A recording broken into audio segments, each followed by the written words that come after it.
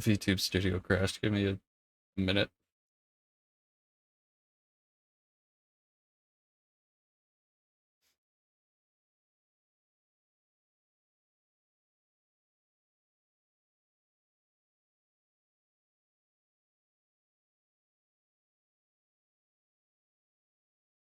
Oh, hey chat.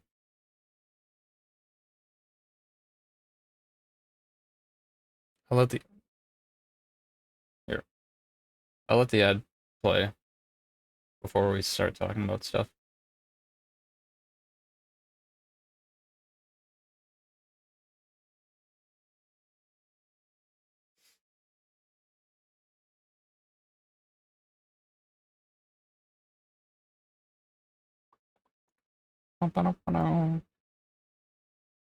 It's not like major Twitch news. It's just kind of stupid, you know.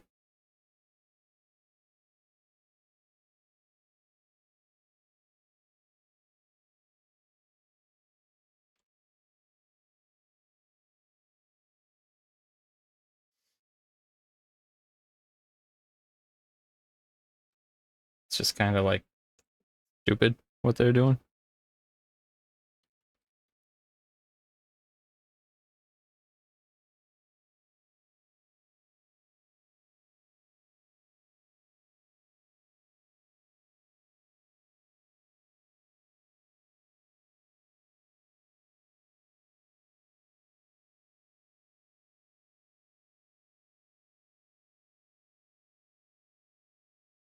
Song was almost done. Then we'll switch scenes. I always think songs are like 2 minutes long, or like 2.5 minutes long. Then they're like, oh, 4.5 minutes, 5 minutes.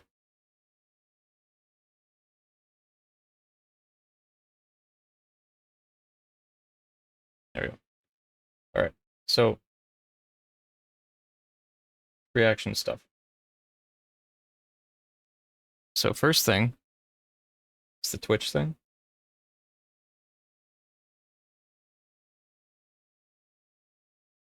Look at. Let me get that.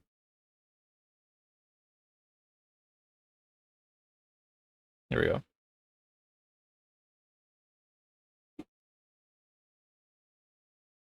So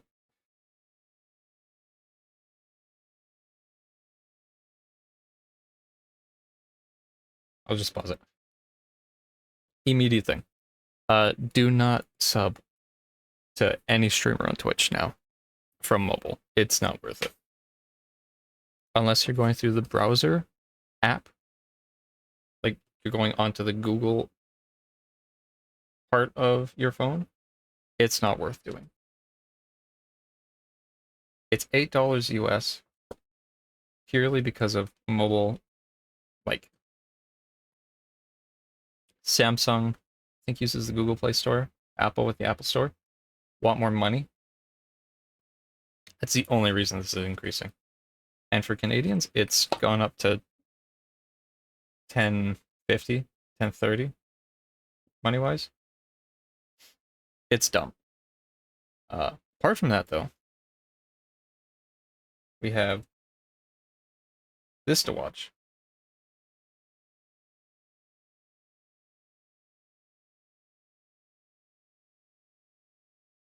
So this is the 17, not 17, 25-minute trailer. And I have thoughts about it, but I'll pause and talk to them when we get there. For dislikes, it's 41 to 4.1. So people largely like it, but we'll look at some comments and stuff after.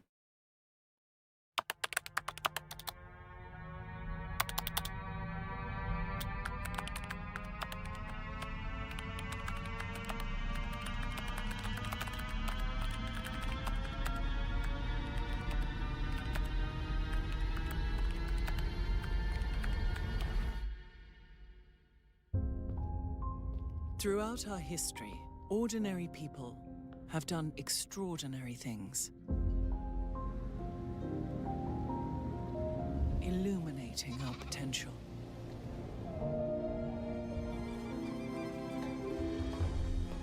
Can't wait for We Agent inspire 47 to be a country. movements, Or to be a Civ leader. created the impossible, and destroyed the indestructible.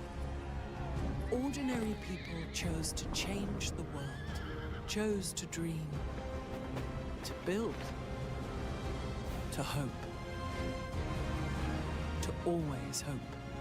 And if there's hope for one of us, there's hope for us all. Now it's your turn to reimagine civilization and build something you believe in. So, that's the reveal trailer. Gwendolyn Christie, new narrator. I think she's going to do fantastic. Sean Bean, I think, would have been cool too. She's an amazing choice. And for everything, I'm in 1080p, so I'm in HD. It showed like some. I'll talk about how it looked. The game looks good. Graphics wise, this looks great. There's a lot of little details no one will ever see, but I think it looks good. And build something you believe in.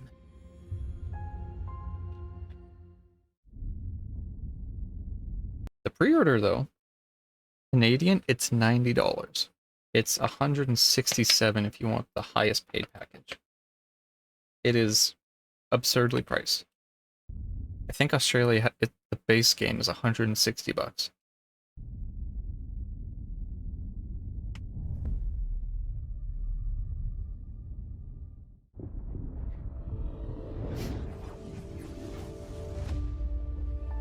Baltimore. Hello, Civ fans. On behalf of all of us here at Firaxis Games, we'd like to welcome you to a first look at the next chapter in our Civilization franchise, Civilization 7. You know, looking back 30 years ago, Civilization was created during a time when we were still learning what games could really be. We were searching for that next big challenge to take on, which led us to thinking, what could be greater than putting the entire history of the world into a video game and make it fun? 3 decades later, it's because of your passion, It's crazy to me that they still have his chair your love for Civ, enshrined. that we're still here today. In every game of Civ, you've gone on a journey to build an empire to stand the test of time. And now the journey continues. Prepare to take just one more turn on February 11th, 2025. That is my birthday. So I might still be playing. I might play it even with it being that. When we launched Civilization 7 across PC and consoles, all on day one, for the first time in franchise history. This is by far the biggest, the most ambitious game we've ever made at Firaxis. It represents a significant gameplay evolution for the Civ franchise, and it's a game we plan to support for many years to come. Today, you'll learn about the vision for the game, the driving force that inspired our biggest new feature. You'll see your Civ world brought to life like never before, and you'll discover why Civilization 7 promises to be a revolutionary new chapter in this franchise that we all love so dearly. Please enjoy.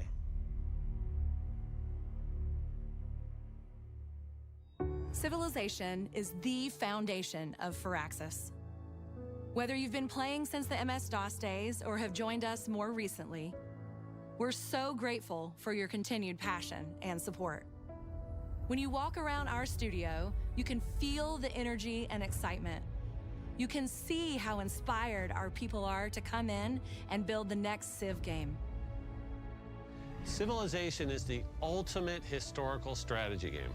Your goal in Civ is to build an empire to stand the test of time. You select a civilization, led by a famous historical leader, and guide your Civ's journey across the entire span of human history. Pretty standard. You shape your empire piece by piece from what technology... I love when games do this, where they have, where it's like you can see it build up brick by brick. little, even if it's like a couple stages where it's like framework mostly built and then fully built. I love when they do that. I think that's really cool. I'm glad they're doing it You here. shape your empire piece by piece. Although I What think that's a wonder. technologies you want to research to what civics you want your society to uphold. And you compete with others on the world stage, engaging in diplomacy, negotiating alliances, and sometimes going to war.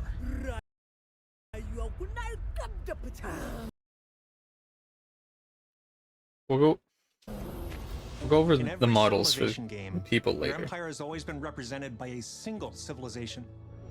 You play through the entire span of history as that one civilization.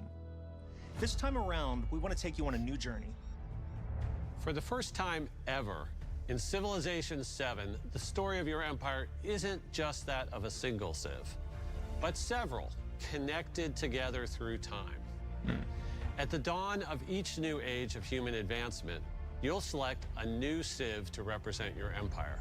You'll build on and carry forward your previous achievements while unlocking new gameplay bonuses to reinforce or pivot your strategy. And by the end, you'll have forged a unique path through history. To show you what we mean, let's take you through the story of one such empire. People were not happy when this was shown off. Nobody in either the YouTube or Twitch chat was happy. It is the dawn of a new age. The age of antiquity, where humanity begins to take its first steps into the annals of history. The great pharaoh. So, people were saying they don't like the character models. I don't think the character models are as big of an issue.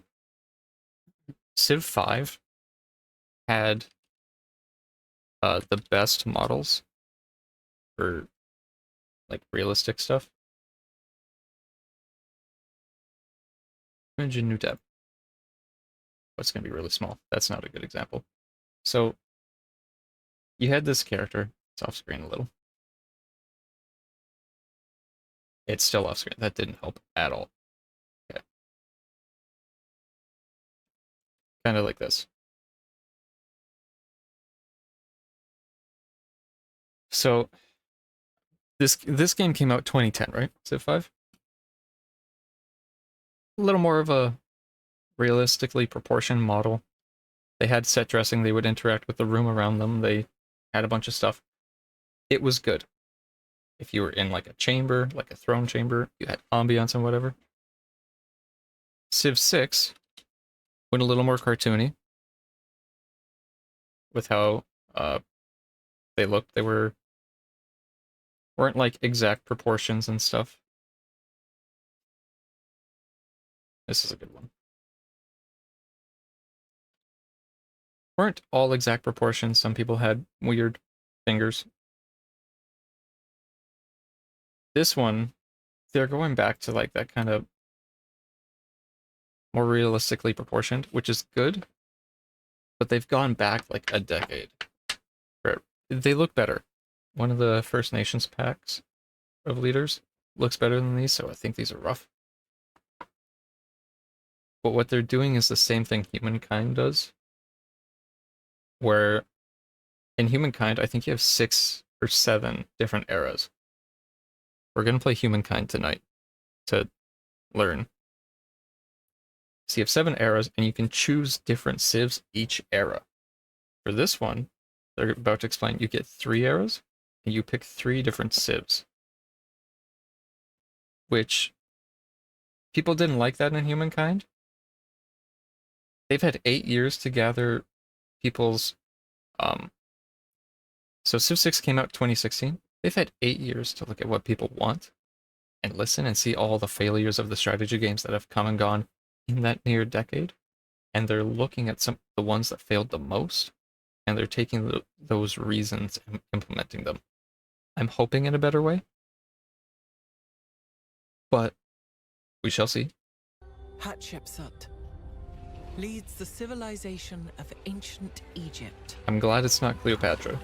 Among the arid desert lands and a winding river, The seeds of our people are rooted in sand and Games with ancient Egyptian rulers, it's always like 3 or 4 rulers that you hear about. They had thousands of years of time for their civilization, their culture. Pick someone new. water. To discover what treasures and dangers lie beyond, a brave scout begins to survey and map the surrounding lands. As our population grows, a new granary is built to store food for hungry mouths.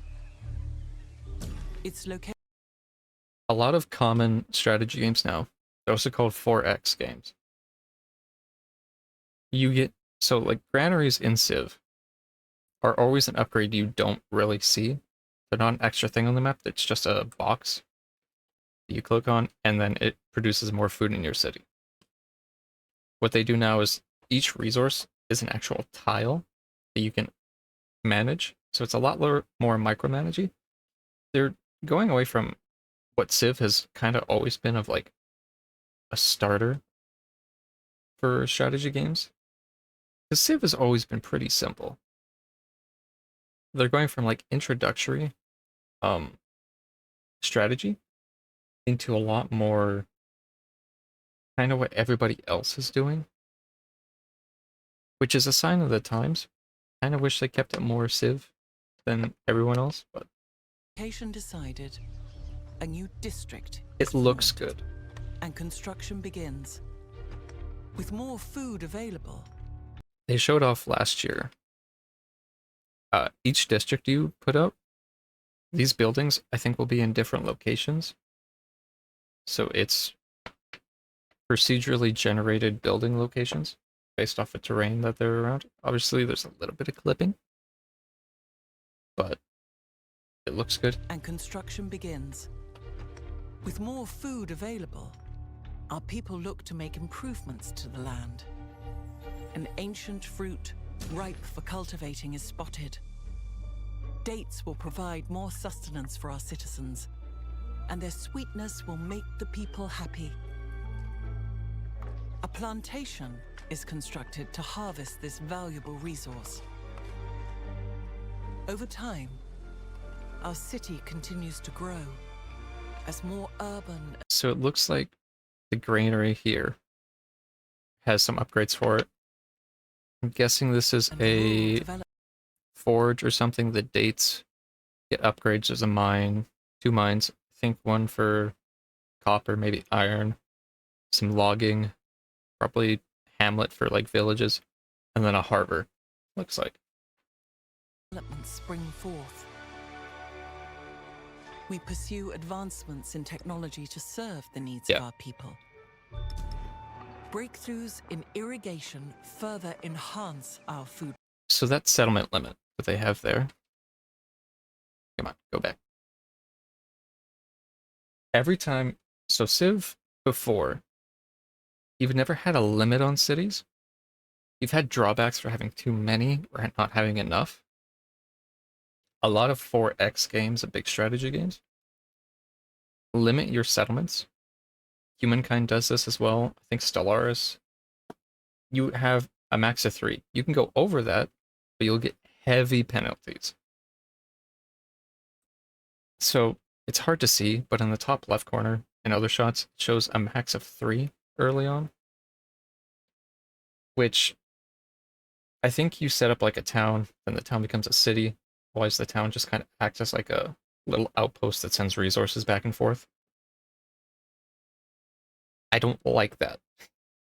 I play tall, so it fits into my thing. Because there's ways to play a strategy game, so you play tall and wide. Wide is you have tons, at least in Civ, wide you have tons of cities, tons of things going all at once. You're kind of, you go expand more than you build up.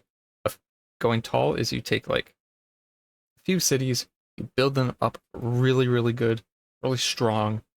They develop on their own, they're self-sufficient kind of thing, and then you expand. Whereas wide, you expand and then grow. This removes that wide gameplay style people have in Civ almost entirely. everybody has to play tall. And I think that's going to be a hard shift for people. Especially if you're coming from like really early strategy games like Civ 2 and 3 era games into now. So you're like, you know, it's been a few decades. I want to try it again. It's going to be hard. It's going to be a major shift. Our food production, while sailing unlocks our ability to traverse the nearby waters. It is now possible to journey further and expand our empire. With a deft hand, our scout travels along a navigable river. This is nice. Their tenacity is rewarded with the discovery of a breathtaking series of waterfalls. So World Wonders are back. In Civ before, you could never go up a river, but now you can. So I think if this harbor acts like it does in 6, if you have the harbor, if you are on the water, you can make boats. So I think they can go out to sea from here, which is nice. You can also build improvements on cliffs and mountains and be able... Scaling cliffs actually has reason now, which is nice. Natural wonder of the world attracts the imagination of our people. And the UI is and good. Brave settlers begin the long trek to claim new land for the Egyptian Empire. A new town is established near the majestic falls. A town starts from humble beginnings and is initially used to gather nearby resources. Perhaps in the future, this town will grow large enough to specialize and gain its own identity as a city. Yeah, so that's what I mean by like towns can become cities to fit your thing, or they can just stay as like a resource outpost. See if your town, it built, I think, a granary. This looks like kind of like a theater they're building. There's 2 fishing boats, logging. So all of these resources, they'll ship back over to your main city for like any production and stuff. Or if the region is good, it looks like there's another small outpost here that I think they'll get to. This will either be like an outpost, or you can make it its own full thing. Our expansion does not go unnoticed. I see. A foreign scout Looks like cotton, grapes, iron. is spotted, revealing the existence of a nearby independent power. Yeah, so this is the city-states. Civ 7 looks like they've combined barbarian camps, which in other Civ games and stuff, barbarians are enemy AI that's always hostile. They'll spawn around and things, they'll just go out and attack you. They've combined the city-states, which you were non-players that you could be friendly with, and they've combined both of them. So now it's like some are friendly, some are not. Some might be just territorial. They'll offer trade and stuff. Maybe you can incorporate them into your culture at some point. Initial hostilities are tempered over time. A good change. As friendly relations begin to form. And peace does not dampen our ambitions. Our people strive forth to create great wonders the world has never seen before. So, city-built world wonders are good. They're back. I'm not sure which one this is specific, or if this is like a monument. As we continue to expand and explore the continent, Traders, scouts, we encounter quarries. new civilizations. They are eager to engage in a bartering of ideas and goods. Trade routes are established, providing mutual access to each empire's resources. But our rapid growth does not go unnoticed. Our neighbors' ambitions rival our own, Yeah, so setting us on a collision course. the looks of the models will change, because if you buy a 167 Canadian dollar bundle, you get access to 2 civs, which I'm hoping you also get for free. Because if they're really good, then it's pay to win, which is so stupid for a civ game. The models will change. These are rough drafts, but people are bringing up all these concerns. Firaxis people behind Civ, not clearing up any misconceptions or any problems people may have, which doesn't help. War is no longer avoidable. I don't know how modding's gonna be. I really wish. So I don't like having your leader face off against the other person's leader, because it kind of pulls you out of it.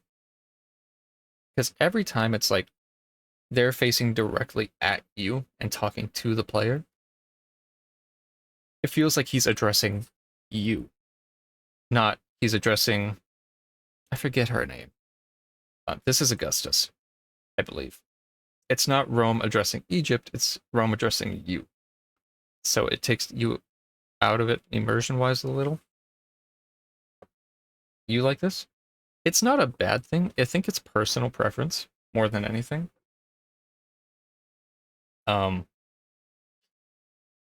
It's just, it's a major departure in a lot of ways. In a lot of ways, it's a lot the same as older Civ games. They're going back to a lot of systems from Civ 5 and 4. But it's a lot of newer things that are common in more modern and more recent strategy games, like Stellaris, Age of Wonders, Fisherman, that game you have. The big strategy one with like the dwarves and like the bugs. And the robots.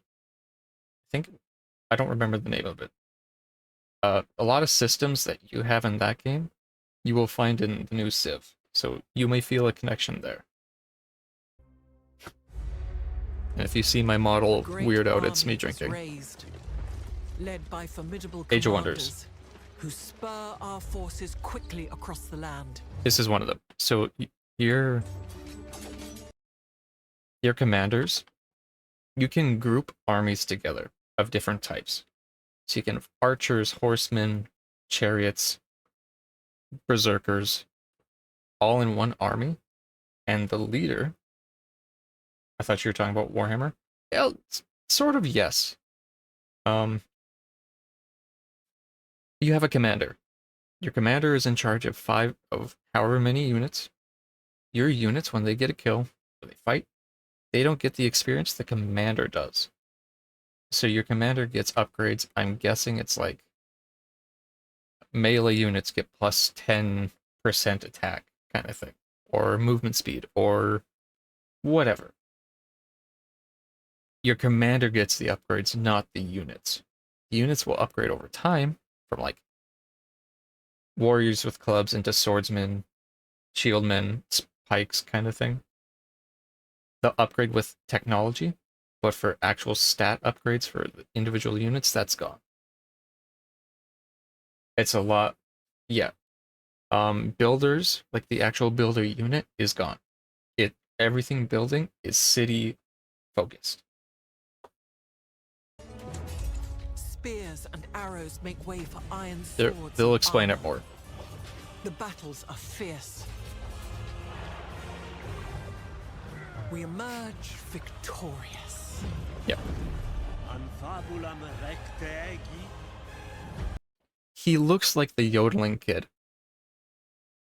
from Walmart, and I don't like that. I hate it. But the challenges of this age have shaken our mighty Egyptian empire to its core. Damn. The world changes. We feel the pages of history turn as the age of antiquity comes to a close. A new age of human advancement approaches. The age of exploration. A lot of people were not A happy new about this. age brings forth new challenges. So, watched a couple people where their YouTube channels are kind of focused on Civ, and they got like early access. When you start the game, you gotta figure out, okay, I want to win with either science, culture, I want to win via military or economics, and then you pick your Civ. So this looks like you get score towards your victory if you complete these things. Gain an extra city to place, gain an extra town, a wild card, ancient walls, a free civic, extra gold, a free technology, cartography, machinery, astronomy, kind of thing. They've separated Civ leader or like leader from the civilization. So you can play as an Egyptian leader as the American civilization. You can play as Rome leading Japan, kind of thing. A Roman leader leading Japan. But it seems like Antiquity Age, it's Antiquity, Exploration, and Modern for the ages. Certain civs are only in Antiquity. Ancient Egypt, Rome. I think they have India, and I forget what the fourth one was in this demo that they show for Antiquity. Antiquity is from beginning of time to medieval. Exploration, I think, is medieval to Industrial Revolution. And then modern is Revolution or Industrial Revolution to the future. So I imagine America shows up somewhere in that kind of thing. New opportunities, new technologies to research, new resources to acquire, new lands to explore. So when they describe it, when you change age, new resources populate the map.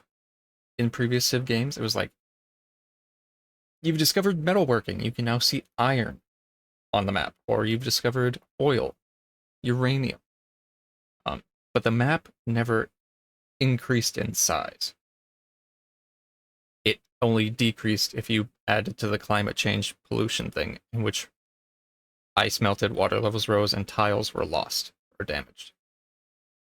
Now it seems like, okay, you've hit the exploration age, oranges now exist in the world, and there's 3 new land masses.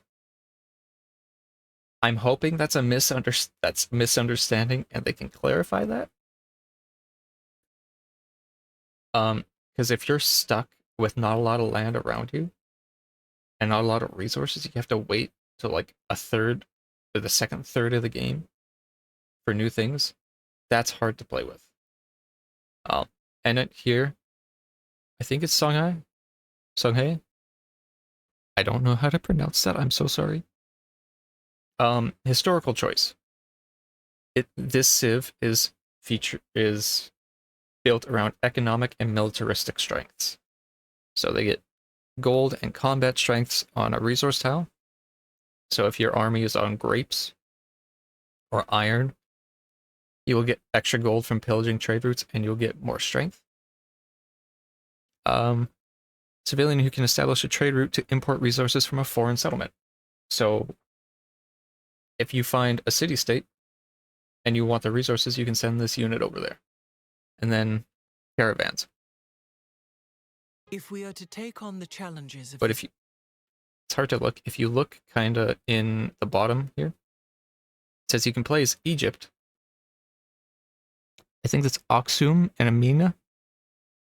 So you can change which culture you go to next. And if you look when I hit play, all these dots are other... I think these... It's saying playing as Egypt. You're playing as the Egyptian leader, not the culture of Egypt. But all the little dots you see are the different cultures you can switch to. New age. We must adapt and select a new civilization to represent our empire. One that is better equipped to take on the challenges of the exploration age. This new civilization builds on top of its past legacy, and our actions in this age will inevitably... You don't like that? That was the thing a lot of people didn't like with Humankind. Humankind, I think, if you started as Egyptians, you could go all the way as Egyptian. You would just get stat bonuses. So if you had like an improved tile gets +5 production. If you chose to go with Egyptian the next age, that would increase to +10, +15, +20. It would boost like that. Or you could get a whole new set of things. but you lose access to the previous. So this one, you see the two cultural styles. You see Egyptian, you see the new one. I don't like how they're locked in as an idea that can do it, that can't do anything. I think separating the leaders and the civs and the culture is a good idea, but I think they should switch it where you play as the Egyptian culture the whole game, but maybe the leader changes. So you start with an ancient Egyptian leader, and then in exploration you play as a medieval leader, and then modern you play with like Benjamin Franklin. It just kind of, it's switching feels like you started halfway into another game where you play as a different civ that took over, and I don't really like that. I like the look.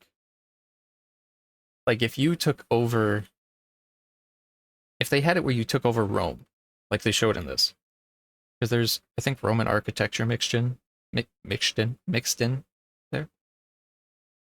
If you had it where, okay, Rome is now part of you, you get a few bonuses of that, you know? You can pick like one of the bonuses Rome has to add to yours. And if you build a new city, it's a mix of like Roman, Egyptian architecture. I think that'd be sick. That's probably hard to do as a game dev, but I think that's really cool.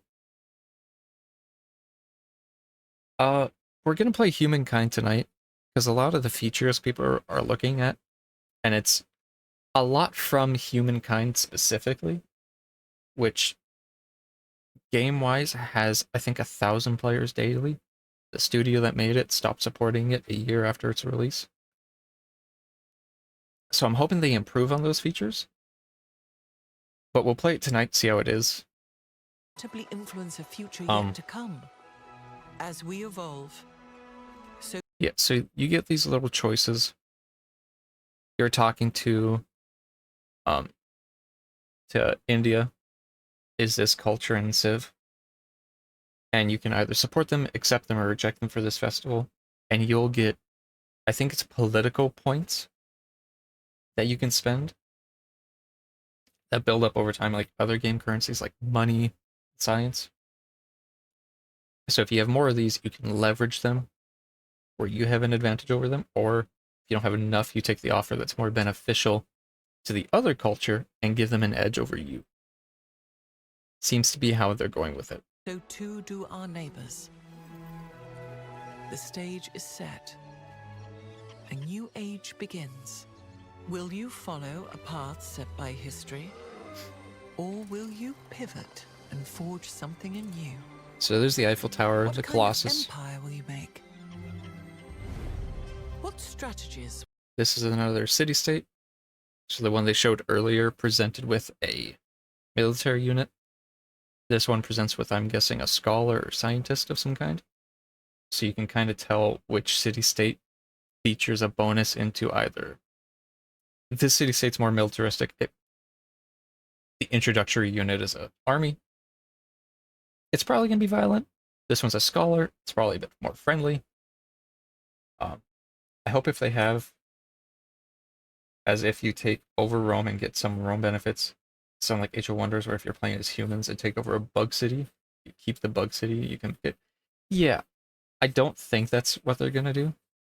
I think that style of gameplay is specific to the Age of Wonder games and like their stuff.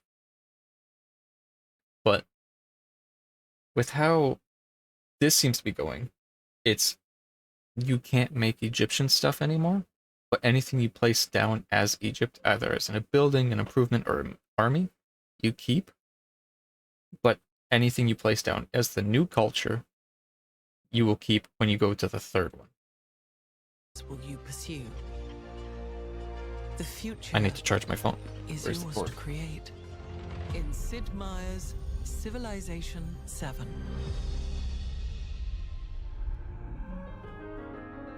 Introducing ages. So this is where they talk about it. The journey of Hatshepsut, brought to life by our wonderful Hatshepsut is the Egyptian one.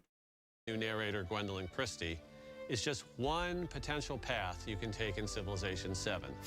This is made possible by our I just slipped in my chair. biggest new feature, Ages. Ages are inspired by a transformational idea for Civ, that history is built in layers. This idea is a way of understanding how civilizations have grown, changed, and evolved over time. Think of the first civilizations of the world as creating an initial foundation. As a civilization grows, new layers are added to that foundation in the form of things like technologies, schools of thought, and cultural norms. At some point, civilizations, faced with a crisis that defines their time, must evolve. When that happens, these past layers don't disappear. Instead, they now serve as a new foundation for the new civilization. So this... Okay, so the age begins. So I'm guessing you'll get 3 of these over the gameplay for Antiquity, Exploration, and Modern. Miasma, I don't understand what it means by a city is infected. But you can pick one of these. So they chose Prognosis and Recruitment shortfalls before, giving plus food, or +2 food, a little less healing. And they have an open one now. Well, now you can pick one new one. Happiness in Infected Settlements. Miasma, Healing Cults. Happiness in Infected Settlements, but less gold on altars. So they've hit a story thing that changes how you play.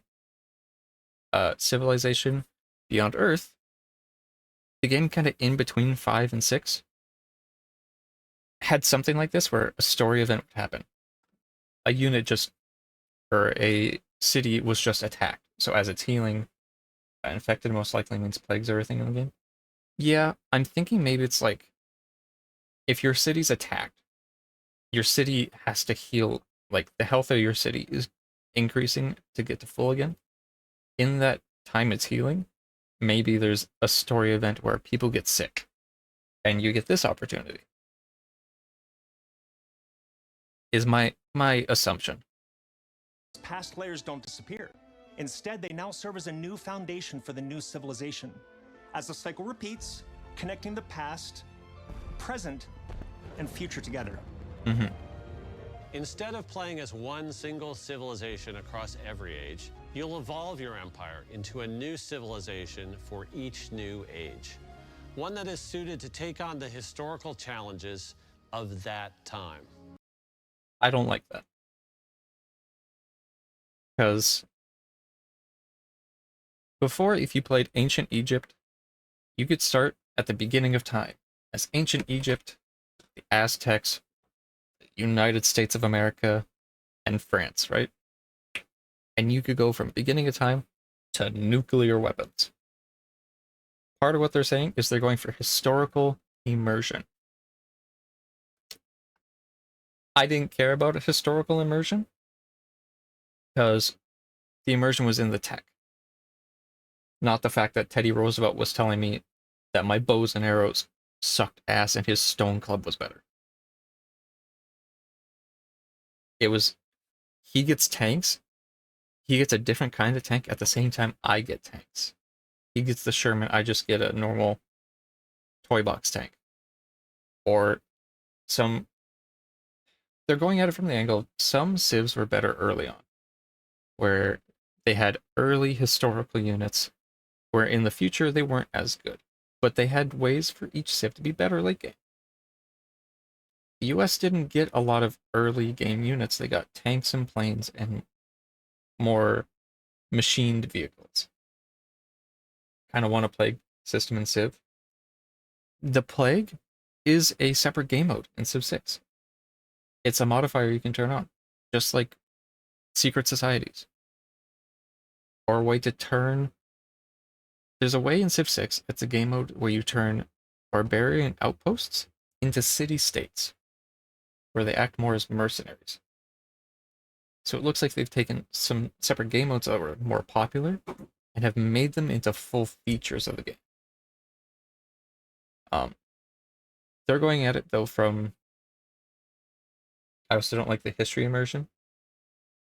Yeah, it feels like a way of explaining why they don't put certain cultures in. But then you're limiting, okay, the states is probably either going to be industrial, is going to be exploration, or modern. Okay, can I still keep playing as Egypt the whole way through? Because Egypt still exists as a culture, as a group of people, as a city. The Aztecs, their cities aren't around anymore. So, but I could still play. That was the point, is it wasn't historically accurate. India would not generate a city right next to Mexico and Russia. That's not historically accurate. That was the point. Is it's supposed to be a fun thing? There was just historical things added in the game. So it's... I think that's a dumb argument for it. Because it looks like a way of explaining, well, why isn't this culture in the game? Or why is this culture now in the game? I can see it for both of different age. We can add in, there might be more cultures. Or like starting in antiquity, you might get access to 10, 20 cultures. And exploration, there's another 20, and then modern, another 20. So there could be like 60 cultures. I don't think a lot of people that play Civ. No. People like the historical part of it, but they don't get immersed in it. In previous Civ games, if you chose like America, what he was wearing would change with the time. So he'd be wearing like animal skins, and then like robes, and then a suit, and then like a spacesuit. Civ 5 and 6, it was just whatever they were wearing at the time. Like whatever they normally wore when they lived, which was fine. But I want to see Every how they age implement is it. designed to be like a historical sandbox, as a way to really immerse yourself in that time. Almost everything inside an age is exclusive to that age.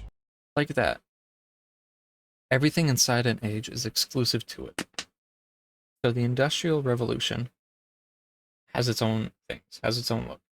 Part of the whole fun thing of Civ with stuff is you have a bow and arrow, I have a gun, my unit is better. Would have been cool if Civ 6, if the leader wore outfits at the time. I think, yeah. Well, there's tons of mods for Civ 6 that add in things that Civ 7 is going to have. The idea of like different cultural units and buildings existing in one city is a mod for Civ 6. A very popular one.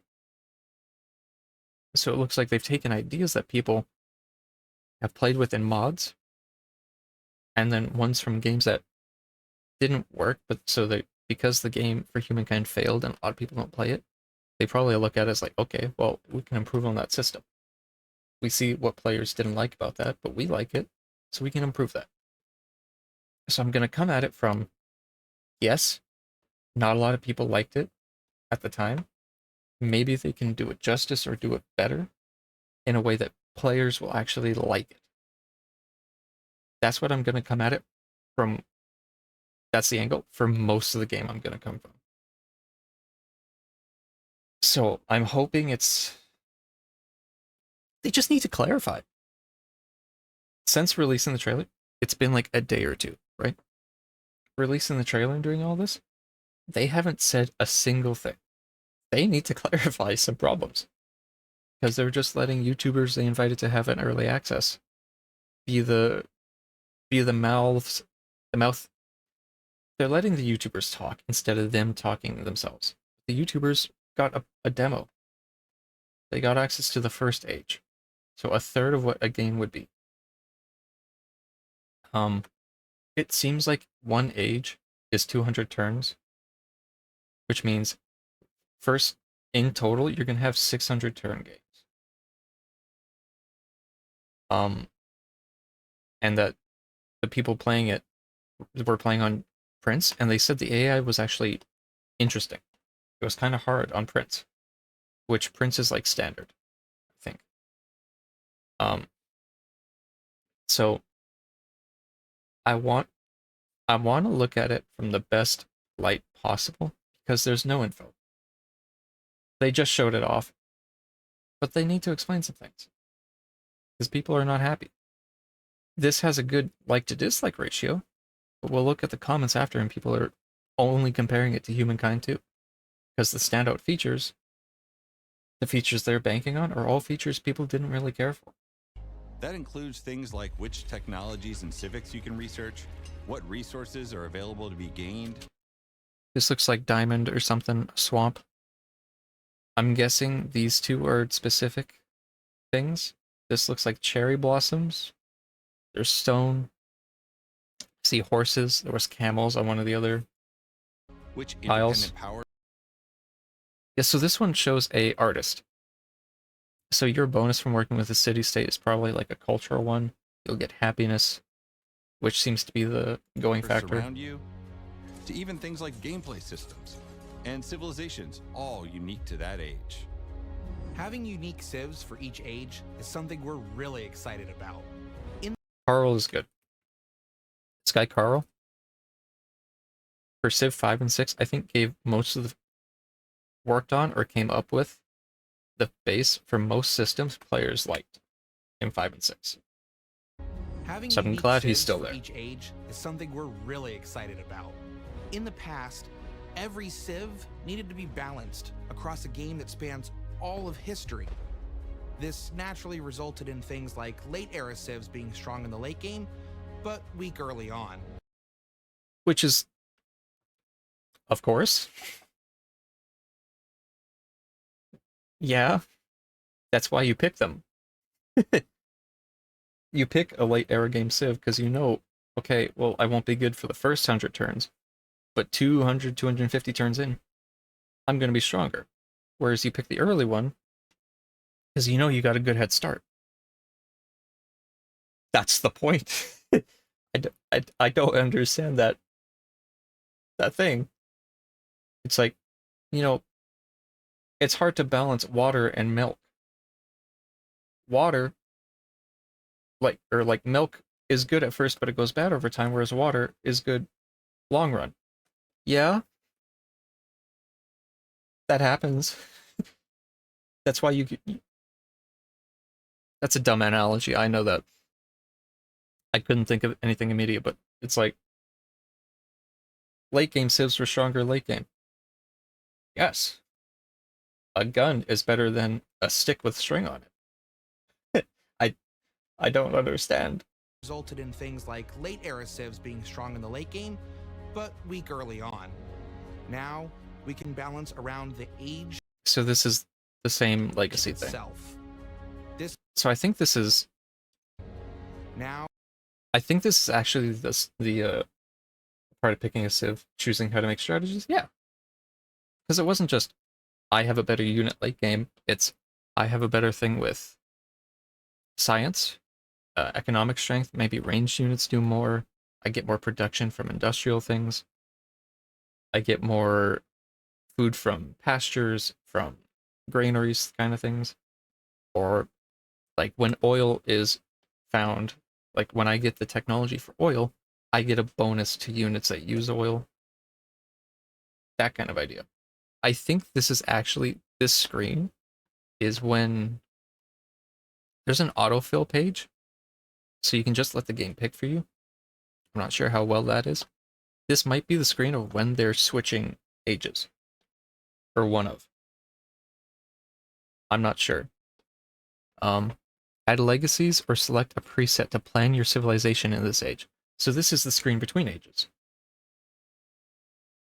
So they can, going in age, they are choosing to get an extra city, attributes, so they get an extra wild card, economics, so they get a free civic, they get 1,000 gold, and they get 3 population. we can balance around the age And a piety civic, so they get 2 free civics. Did that, they have a token before clicking piety? I want to go like all the way back.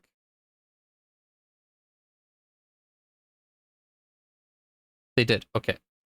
So it might be hard to see. They have 1 right here for these different tokens. So spending these tokens gets you different things. Because like if I see cavalry, cavalry army, this requires 2 tokens. So something in game that you do or build is going to give you access to stuff. So they have a science, music, science, culture, military, economic token, and then I'm guessing this is an overall token. This can be spent on anything because everything is lit up. So you get just a general token. Balance around the age itself. This means we can give every Okay, so here's the split. So you have her unique stuff, and then you have Egypt's unique stuff. So her special bonuses, regardless of if you play as her with Egypt or India or the States or the Aztecs, that culture will get +1 production on rivers that you can navigate, and +30 production towards building the pyramids. Whereas Egypt's specific things are a different infantry unit that doesn't cost maintenance, doesn't cost any gold or food or whatever. You get 3 combat strength in a friendly territory, doubled if it's in a settlement you own, a building that produces culture, gold adjacent to deserts and wonders. This will stay regardless of age. And a mortuary, so gold, happiness. This also stays regardless of age. There's other buildings I'm guessing will change, or you'll lose access to. Civ bonuses, units, and buildings that are always. So if it's ageless, I'm guessing if you pick Egypt, those 2 buildings are ageless, and then you switch to a different culture, maybe you can still build them? Maybe? This looks like an engineering place, or blacksmith or something. I'm guessing this is a school or like culture. This could be like a campus, like a science center. I'm guessing from the blue. Green is usually living quarters or like food stuff. Is relevant and Train station. I'm not sure what that would do. powerful. Having exclusive civs per age is also great for historical immersion. There's that, the historical immersion. I don't think anybody cares about that. Every age feels like an epic showdown of some of the great powers of that time. We'll have 3 ages for you to play. The Antiquity Age, when agricultural societies begin to cluster into urban centers, forming the foundations of the first civilizations. The Exploration Age, when the desire for precious commodities from distant lands So there's spurs sheep. empires to stretch across great oceans. And the Modern Age, a period of incredible technological growth and global conflict, where mankind goes from the development of the steam engine to the splitting of the atom. So you nuked a 3-tile Every city. age can be That's played on its own, heady. or woven together into a full campaign.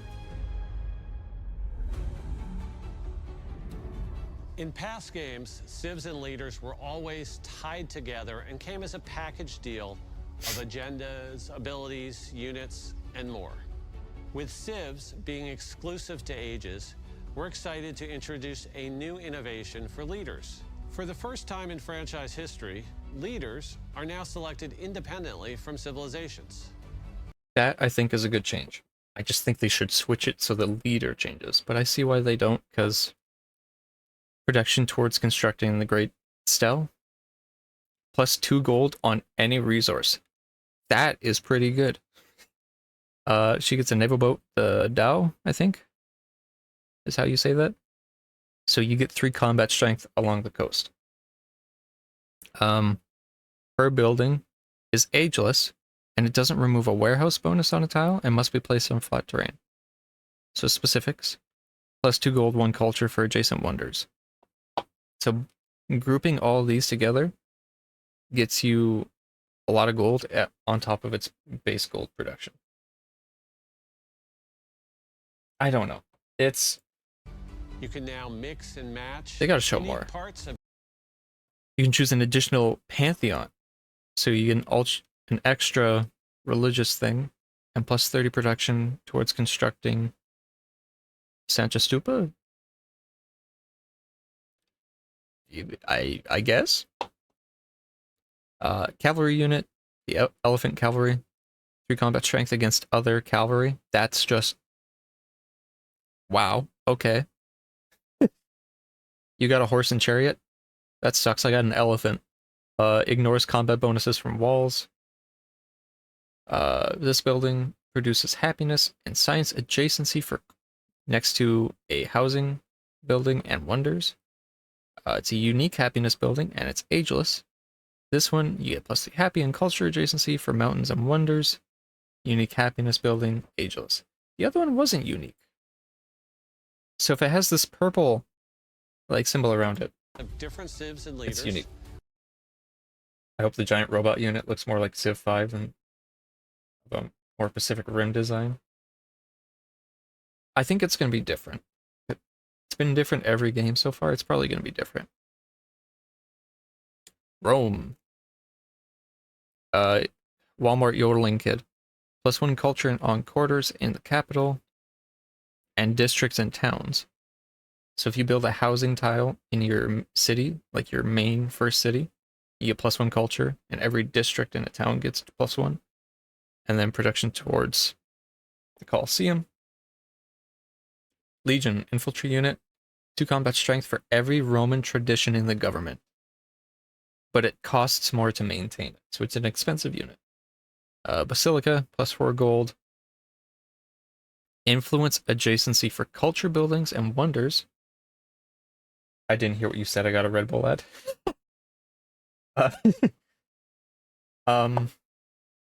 It'll be a different look. I don't know if you can still hear me. I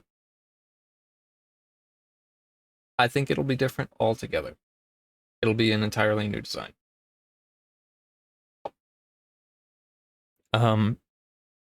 So influence is that other currency you have that you can spend with other civs. So it's just bargaining, basically.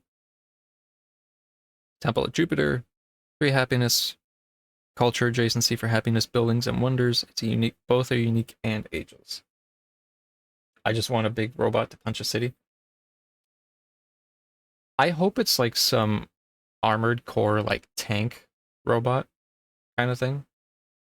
Or they just go balls to the wall, super interesting, unique design. Unlocking all new strategic combinations. Where you already saw hers. Staying true to Civ's spirit of experimentation. For players who want to stick to more historical pairings, a useful indicator. So, with this is the screen. If it's a gun tank, ooh, gun tank would be sick. I think that's cool. Who knows? Maybe they'll do it where each civilization, each like leader, or like actual civilization for endgame has a different look, like they probably would when designing. I think that would be cool. Like the Americans, the French have 2 different designs. So, oh, you can actually choose. Okay. I don't know if I like this. So if you only want to play as like people that show up in the exploration or modern age, you can just skip straight there. Okay. I don't know how I feel about that. On the Civ selections. Wait, what was he saying? True to Civ's spirit of experimentation. For players who want to stick to more historical pairings, a useful indicator will appear on the Civ selection screen. Okay, so it's like recommended starts. What is this GIF?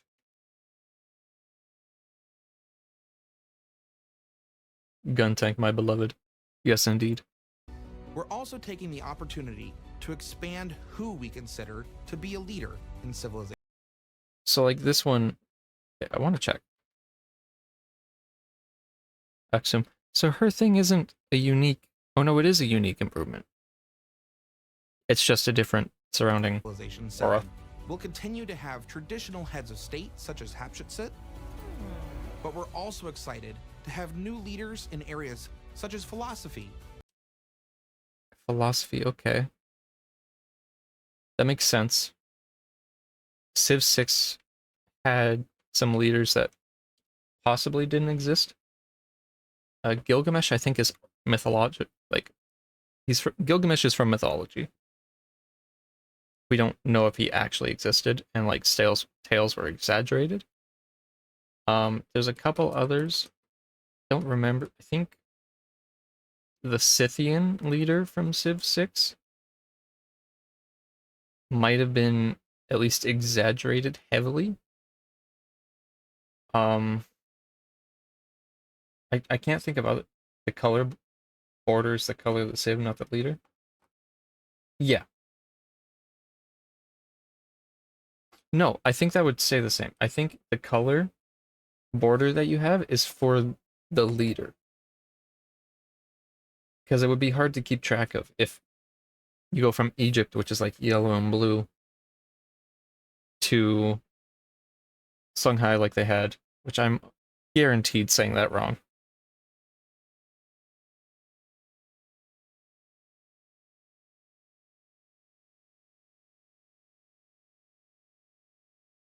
I know, I would like to hear it. Songhai. Songhai.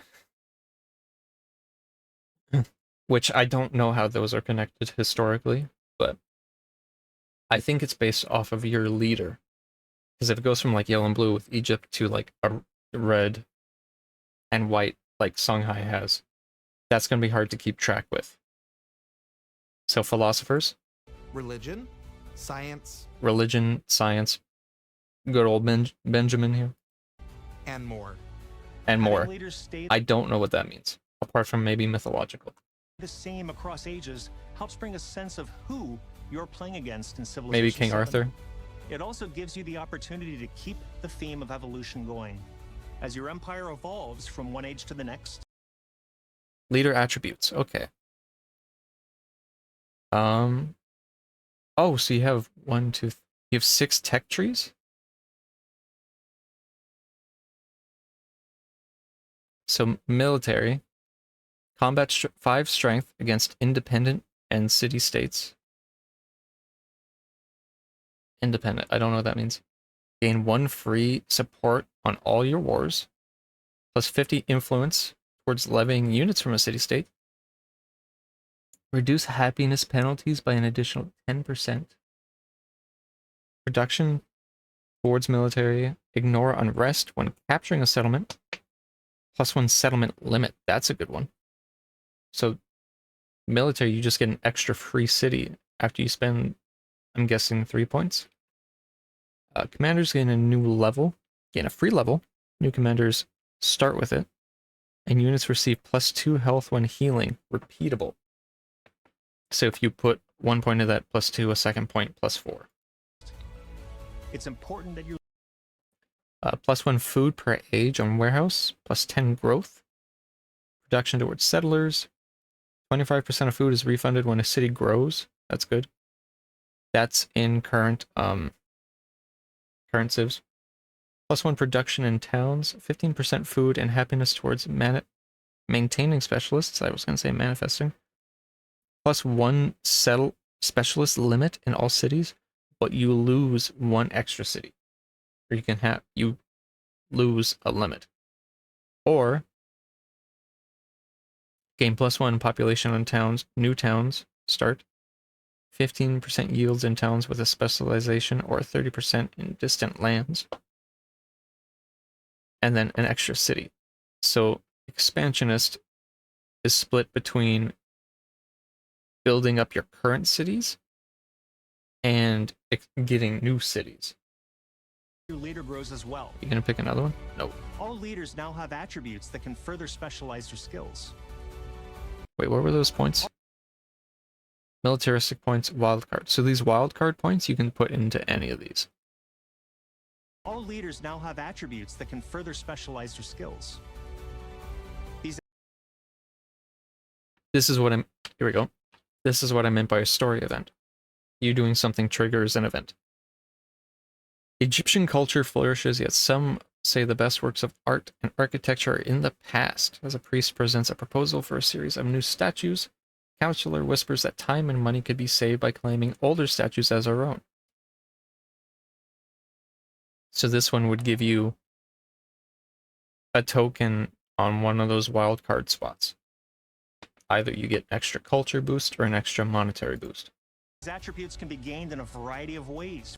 People look at one another and ask, who are we? So they chose the cultural one. From completing narrative events. Culture and military. Rome.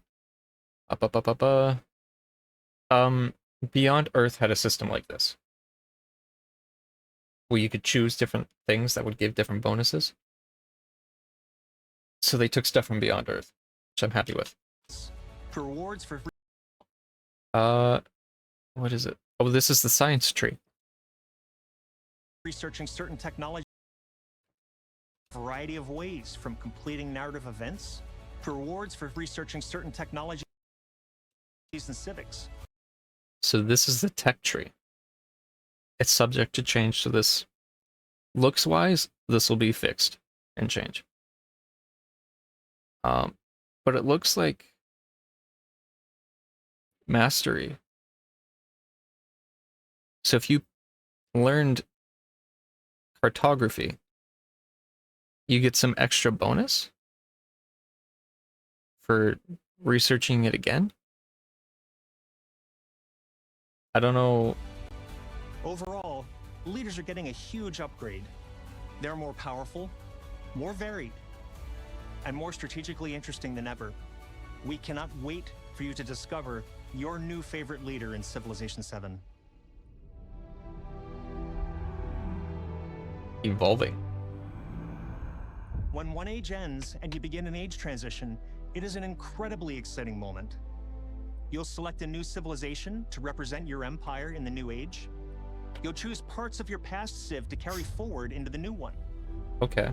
And the game map literally expands, filled with new independent powers to befriend, new resources to acquire, and new discoveries. I saw gold. There's a shipwreck. During an age transition, there are a few factors that determine which civ you can evolve into. This includes any historical connections between your previous and future civ, your choice of leader, and even certain gameplay decisions that you made in the past age. Every I want to civ know plays what they consider a cultural connection. Okay, so differently across your.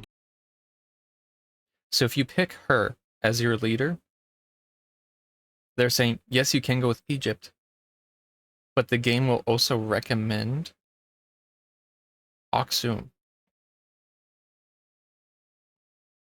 The Kingdom of Aksum, one of the 4 great powers of the 3rd century, or was considered one of.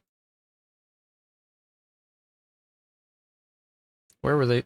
Was a kingdom in East Africa and Southern Arabia, based in what is now northern Ethiopia and Eritrea. Okay. So it says, like, yeah, they're the main leader for Egypt, but the game also recommends Aksum, and then you can pick one of the others. Game, you might want to stay as true to history as possible. Only selecting civs that have historical. Okay. So unlocked by Civ choice. So because you chose Egypt, you can then go to Songhai. Or if you have 3 horses, you can go to Mongolia.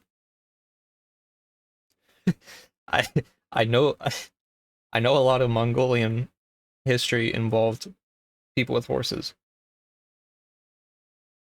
And like their main unit is like the horse archer. That's historical connection. I see you have a horse. What's that meme of the guy in the suit with the trade offer? I see you have horse. Here's a technological or civil cultural evolution. historical ties to each other. Leader base. Unlock Or if you might available. switch to civs that fit your strategic needs.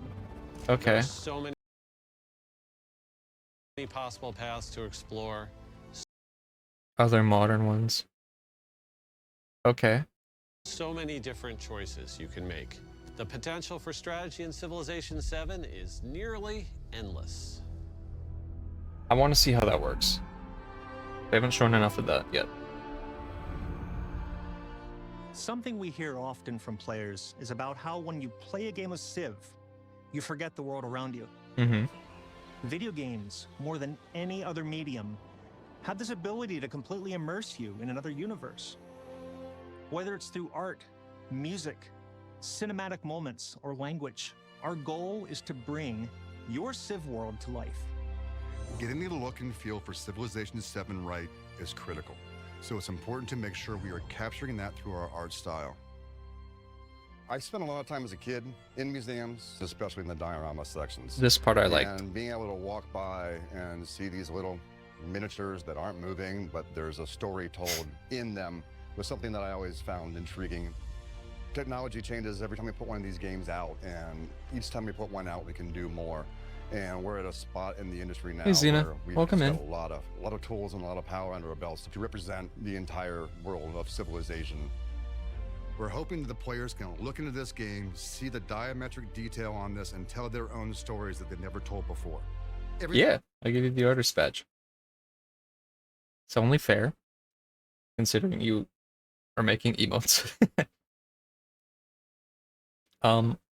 So Civ 7 looks like they're going for a diorama feel.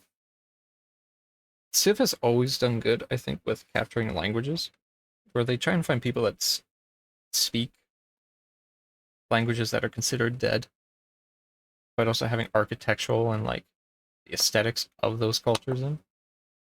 So I'm glad they're adding more, and they talk about having new cultures they haven't had before in Civ, which I'm hoping means that they'll just have a lot more people, and not just like, here's the Greek, here's the someone from Athens, here's someone from Rome, here's someone from like 6 leaders from the same basic like few countries geographically, and more spread out.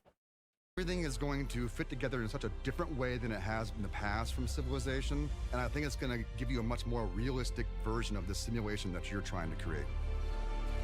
We took a lot what we learned in the Civ 6 and learned from that, trying to open up some more spaces and everything, and we adjusted the tone from 6 a bit, and I think it's what our fans are looking for, and I think it's going to be a lot of fun for them. I think I just got a something spam call. nobody else is doing, and nobody but Firaxis can do. Yep. One of the things Firaxis does is for World Wonders, they study a lot of the material referencing it, or they'll go to that location, take pictures, take notes, so they can get it pretty accurately detailed. So they're very good at historical accuracy for things, and I'm hoping with new cultures they can do that again. I think players will love how combat looks. We greatly expanded the variety of units in Civ 7. That's good. Units now constantly engage one another. You'll see and hear the clashing of swords and steel. Units have a higher level of fidelity than ever before. Everything from the little parts and pieces and details on the armor set. So this is the commander thing. I'm guessing this is for I don't know which culture. I'm guessing a South American one, just by how stuff is laid out for armor and tools. So this is your commander, and this is the units in its army. So the commander would get whatever upgrades that would then be distributed To the entire representation of a whole army on a battlefield. So, trying to see if I can recognize what. So I'm guessing this is a city-state unit. I'm thinking this isn't commander. They've only been showing Egypt, so this might be Egypt's units, or just another That might be Egyptian. The entire representation of a whole army on a battlefield. But I don't. Some of these I don't recognize armor-wise.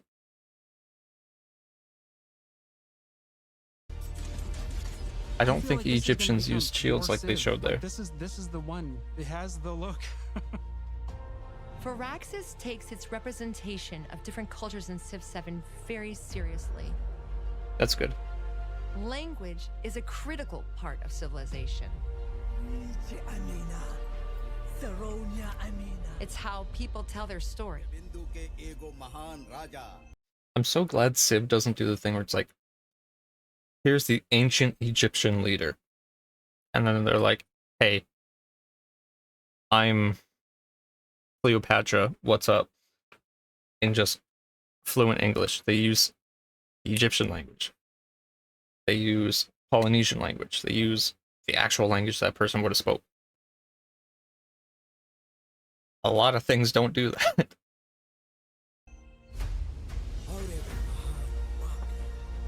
This is important because we are trying to teach through this game, and it's important to our players. They want to see their cultures represented correctly. In That was a many cases, big some chicken. players have Damn. never seen their cultures represented anywhere else. That's also true. Not a lot of games can you see Vietnam represented historically. Anytime you see Vietnam in a game, it's like the war in Vietnam. It's never their full culture. Because that was one of the big things when they showed off Vietnam being added to Civ 6. Because people were really happy with how they got stuff right.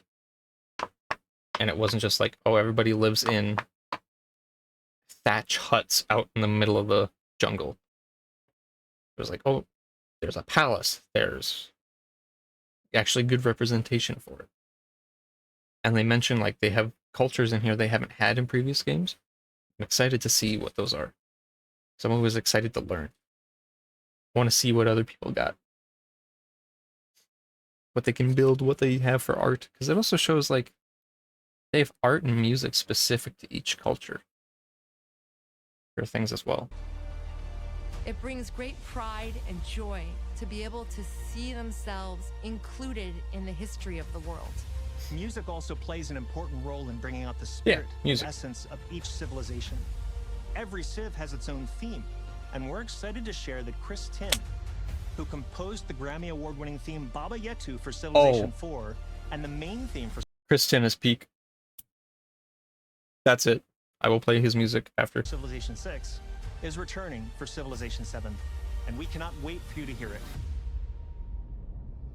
Today represents just an initial look at what's to come in Civilization 7. We have so much more to share, from gameplay deep dives to first looks at new leaders and civilizations, to what you can expect from Civ 7 post-launch. Ooh. Sid Meier's Civilization 7 releases on February 11th, 2025, and is available to pre-order today. Does he make Players who breakcore? pre-order Civilization No. 7 will receive the Tecumseh and Shawnee pack. So, his character models are a lot better than the other one. They have 2 First Nations character models, or character civs. If you haven't already, be sure to create a 2K account and sign up for our Civ newsletter to receive the latest updates. So they got France, portrayed by Napoleon, like they did in Civ 5. So we'll unlock the exclusive Emperor persona for Napoleon in Civilization 7. So they have the Emperor one. And as a special thank you, if you use that same 2K account to play Civ 6, you'll automatically unlock Napoleon's revolutionary persona. Revolutionary. I'm hoping they have 2 different, like they have different bonuses. And it's not just red Napoleon, blue Napoleon. Oh, someone's at my door. I'm hoping it actually has a historical thing. So, someone's at the door. I'll be right back.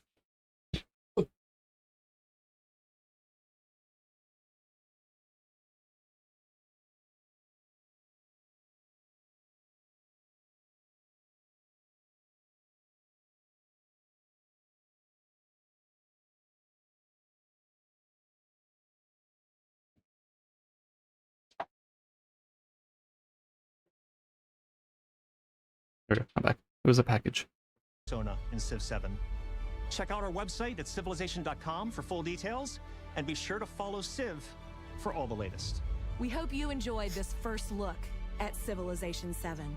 The entire team at Firaxis has been working very hard to make sure we deliver a game that gives you more reasons to take just one more turn. As we welcome Civ 7 into the Civ family, I think back to the legacy of Civilization, of 30 years of development, refinement, iteration, exploration, of the millions of players that have contributed, of the billions of hours that have been played. I'm so proud to be here for this moment, welcoming Civ 7 into the family. February 11th, 2025 isn't too far away. We're excited to be don't say taking this that. journey with you. I'm gonna be 25 on that day. Don't say it's not that far away. I'm excited, but there are things I'm kind of concerned about. It's releasing on everything the same day. Which anytime a game has released a version on both the Switch, console, like Switch, Xbox, PC, PlayStation, all at the same time, it's suffered quality-wise, and I'm hoping that's not... I'm hoping that quality droppage isn't too much.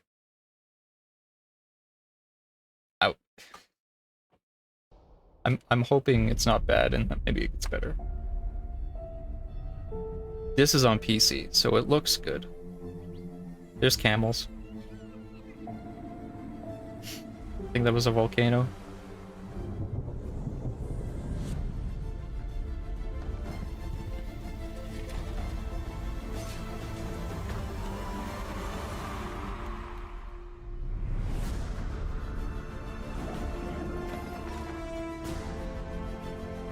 I'm excited.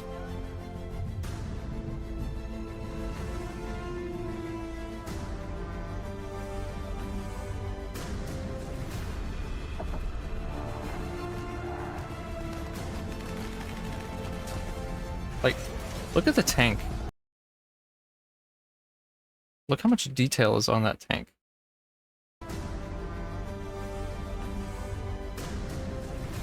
All little statues and stuff.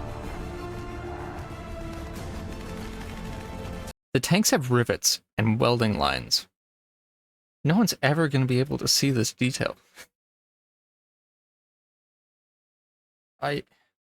Whoever makes these models, I really appreciate that they're willing to put in tank, like individual tread things on the tanks, or like whatever little grips on the tank treads. For a model, no one will ever be close enough to see. They care a lot about it, because these are custom models, and I'm glad about it. Matthew grabbed it.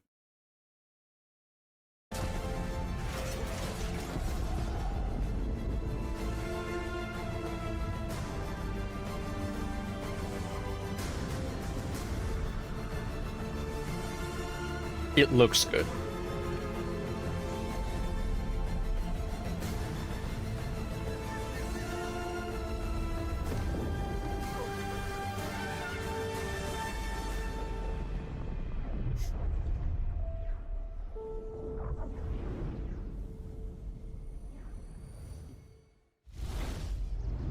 Yeah.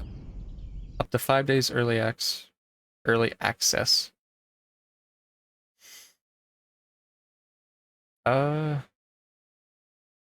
I'm hoping you can still get these guys in the normal version of the game without pre-ordering the standard edition.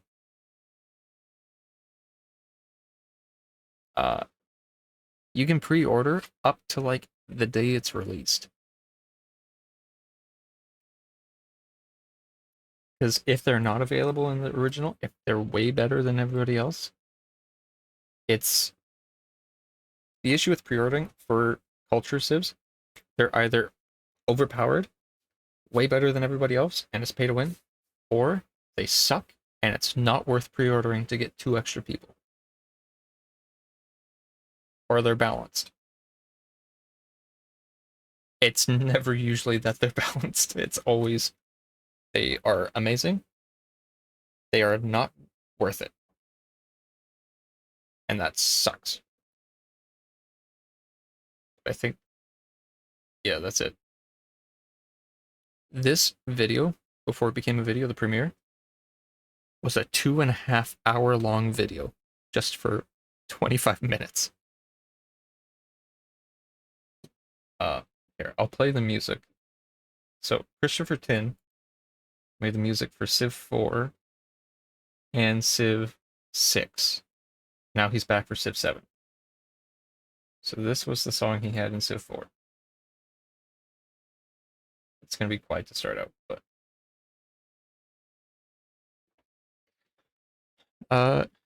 when he said, it's civilization time, and civilized everybody. Civilated. They like that. Bum, bum, ba-na. Yeah, Sid Meier is 70 years old. And he's still working on the game, which is nice. Interesting to see how it plays out. A lot of people didn't like it, but I think that was more just immediate, like, impressions. We'll have to wait and see.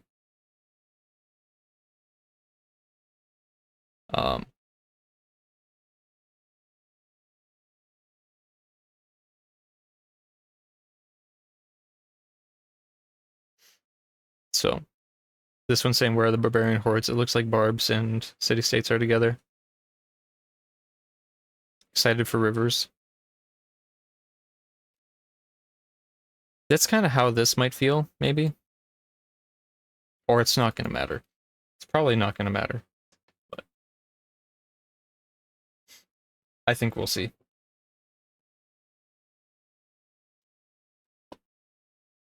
But like I said, I've said a couple times, tonight we're going to play Humankind. Because that kind of seems like where they're taking a lot of that inspiration from for features.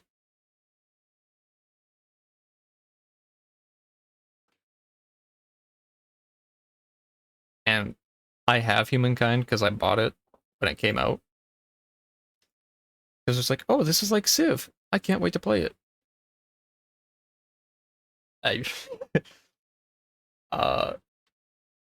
We'll see.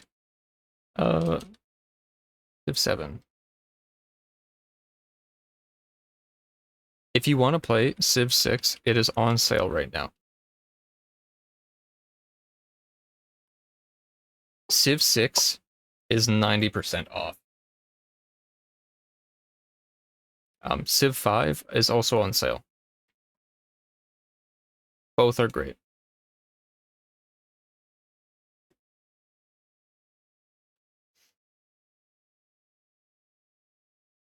And I'm not pre-ordering the game. Not right now. Until I see more. I already bought Comic-Con tickets. I can't be spending more money like that. Not at that price of $90.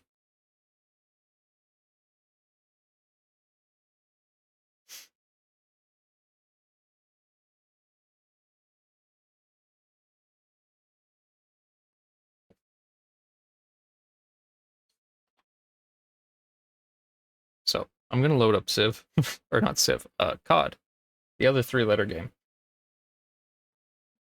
Total tonal shift from historically accurate Egyptian architecture. I will be blowing you up as Godzilla with a Gundam.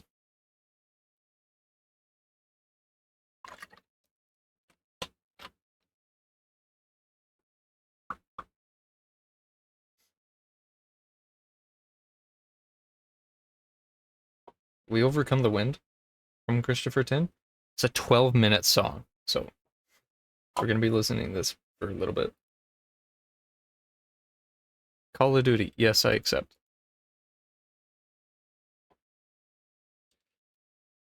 I'm excited for Civ.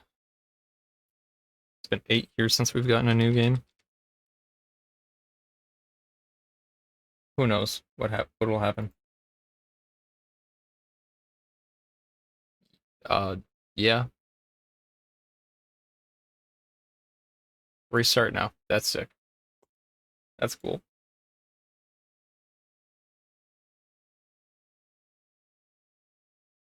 Why is Brandon sending me this?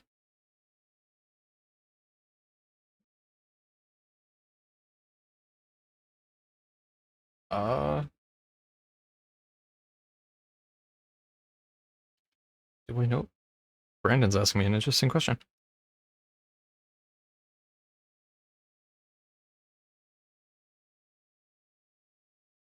I'm just logging in for the reward at the moment.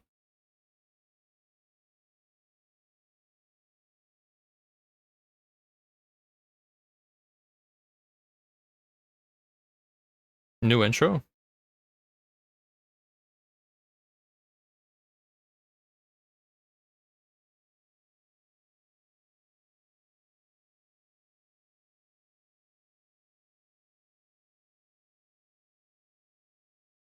Alright, I think I already saw this. Preloading paused. I just want... What do you mean 10 tokens? What? What is going on? uh...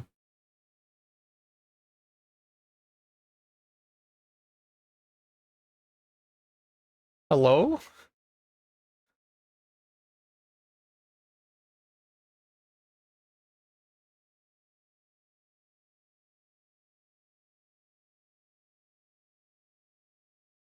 Okay. Uh...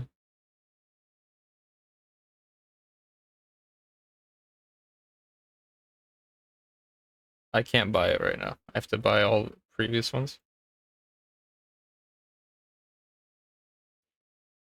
Oh, that's loud.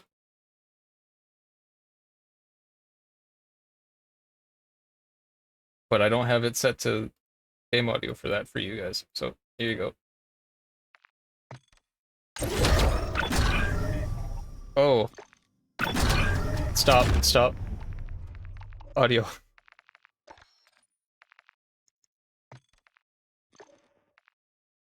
Please. Okay.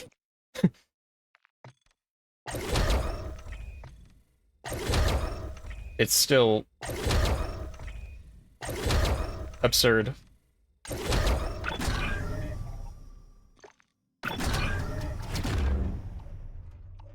And there's another event. What is going on, man?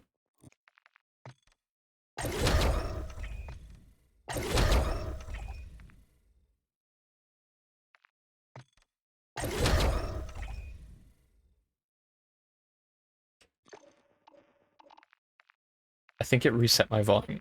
My volume, that's why it was loud. Wildlife most wanted. Oh, it's another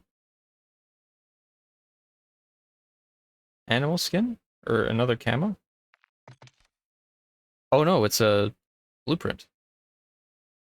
I...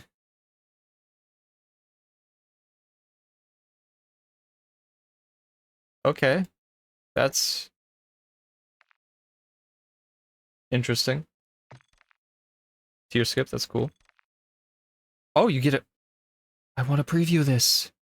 Let me look at the frog. Frogs. Fat pigeon. Bubba. Tiptoe. Oh, you got the long nose monkey. Or baboon.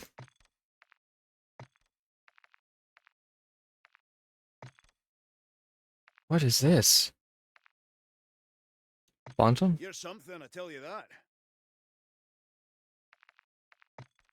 Okay, I'll put the audio back up. Let's go 80. Oh, come on, you're not gonna put me back there? Rubber ducky, pigeon.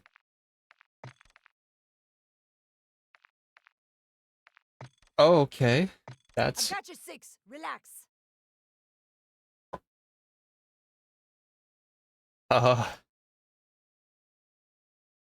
I don't... I don't know how I feel about that.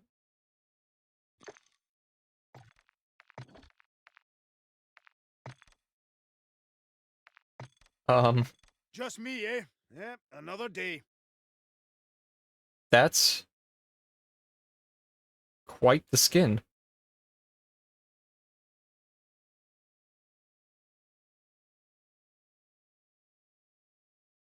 I kind of like the gun. I'm not upgrading the black cell. Okay, let's look at the guns. It's $30.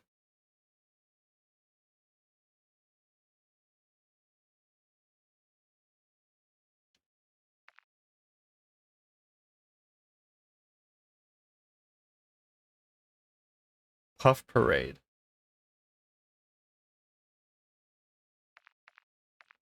Is there a frog?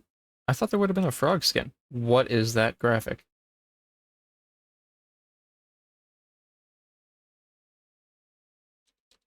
Taking a screenshot of this for Moon. I don't know if that's interesting. God has another XP event. As, uh, bu- bu- bu- bu- uh, you know, it's oh, it's on both sides. Okay.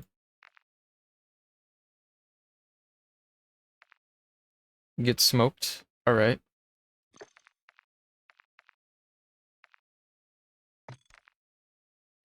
Alpacan heat.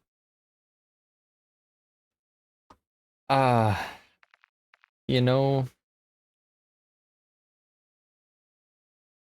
is it a furry or like a fuzzy gun?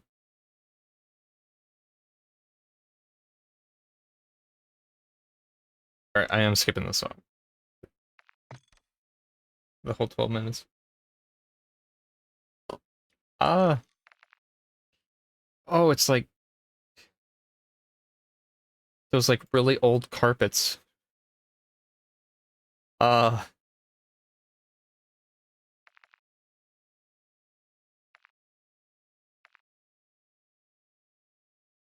that's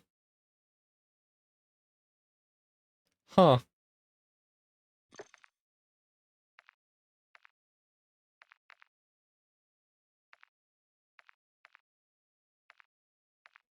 Oh, there's a free pack. Women's Day? Okay.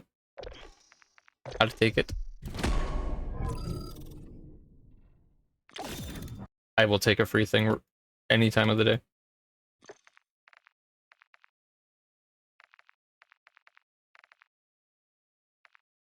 These haven't changed.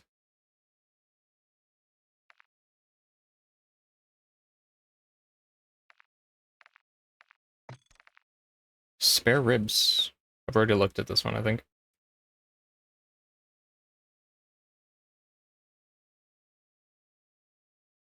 I think that's a canine skull. I don't know what kind of skull that is. Dinosaurs, and then just not dinosaurs.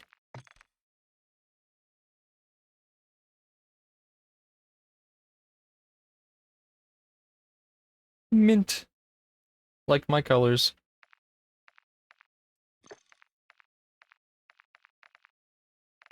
Okay. The pigeon.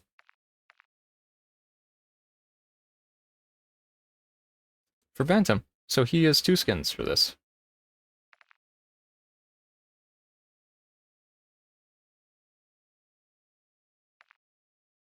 It's got bird dookie on it. Oh. I like it though. It's cute. Corso.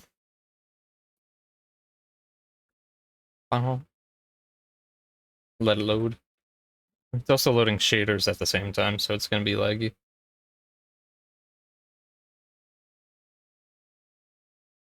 I like it. The gun's a little dumbed down, but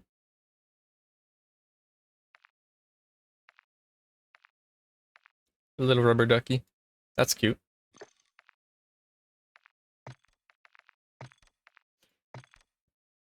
Nope, weekly. A bow?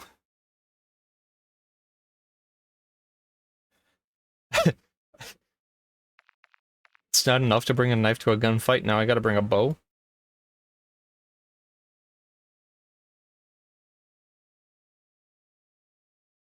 I wanna try it.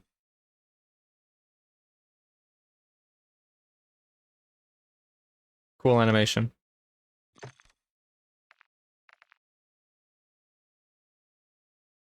So it's explosive operator kills, grenades, killing 2 people at once. You can do these at the same time. Behind me. Can I move, like, move out of the way a little? Will that work?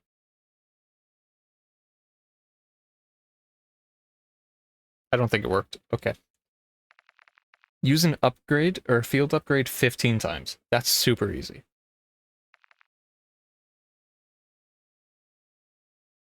"25 operator kills with an alternate weapon or ultimate ammo. Get 10 quick scope kills with a marksman rifle or a sniper, and then you get kills with claymores, proximity mines, or C4. 5 kills. It wants you to... How does it quantify a quick scope? Is it like a tap on, tap off?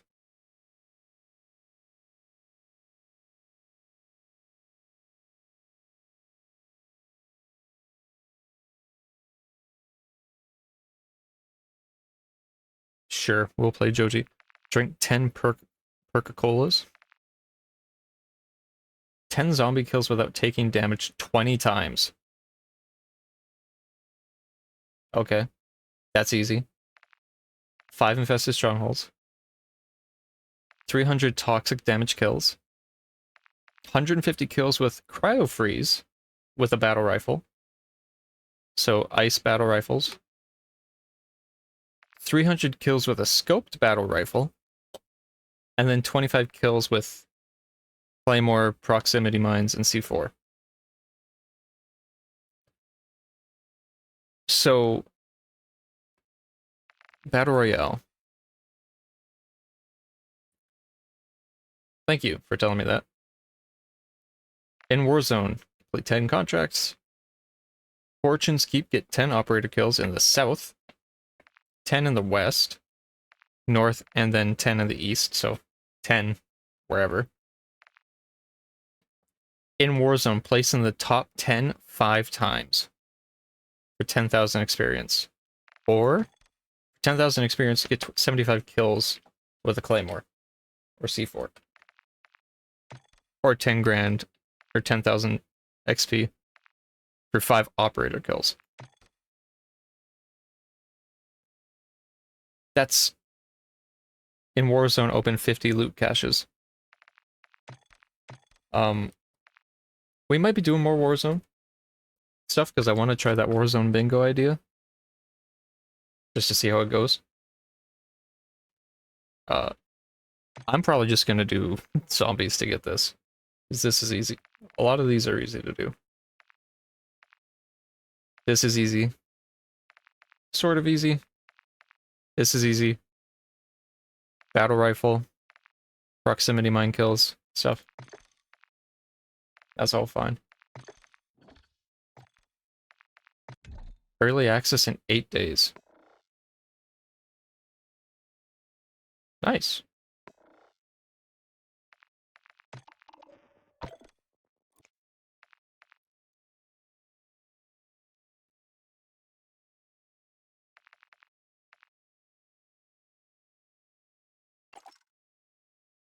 Wait.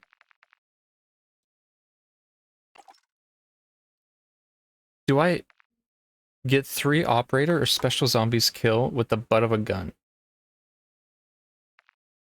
3 operators with a melee backstab or special zombie kills. 3 operator special zombie kills with throwing knives. And 10 operator or zombie melee kills. Get 5 operator or special zombie crouched melee kills. None of these are from tokens. These are all from just melee.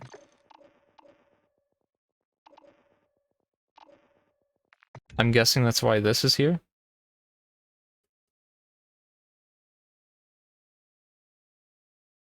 Oh, it's infected. Okay.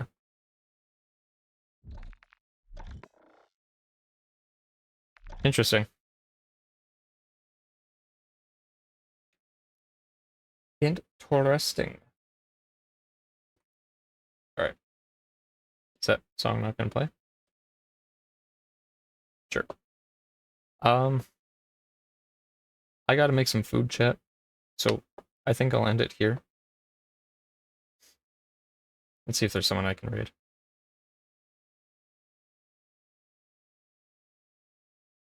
I will be live tonight, like I said, with Humankind.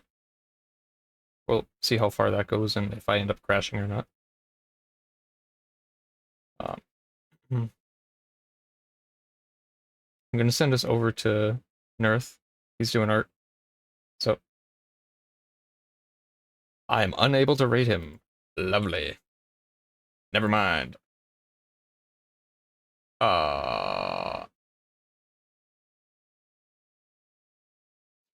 We'll go to Layla.